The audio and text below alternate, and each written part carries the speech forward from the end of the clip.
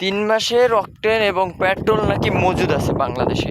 কথাটি আমার বলা না, কথাটি বলছেন হলো জ্বালানি প্রতিমন্ত্রী।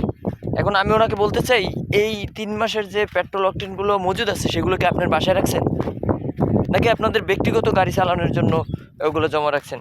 আর জনগণ দিনের পর দিন, রাতের পর রাত তারা পেট্রোল পাম্পে গিয়ে সিরিয়াল ধরে বসে থাকে, কিন্তু ঠিকভাবে তারা অকটেন পেট্রোল পায় না।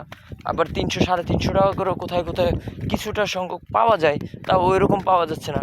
আপনারা দামও বাড়াচ্ছেন না, আবার জনগণের নাগালে আপনারা এই অকটেন পেট্রোলগুলো দিতেও পারতেছেন না।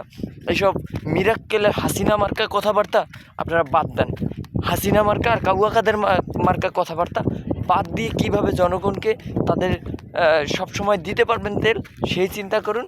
হয়তো সীমিত আকারে করেন, না হয় সবসময় যেরকম আগে নিত সেভাবে আপনারা দেওয়ার ব্যবস্থা করেন। আর বাঙালি তো হুজুগে বাঙালি, এটা তো বলতে হয় না।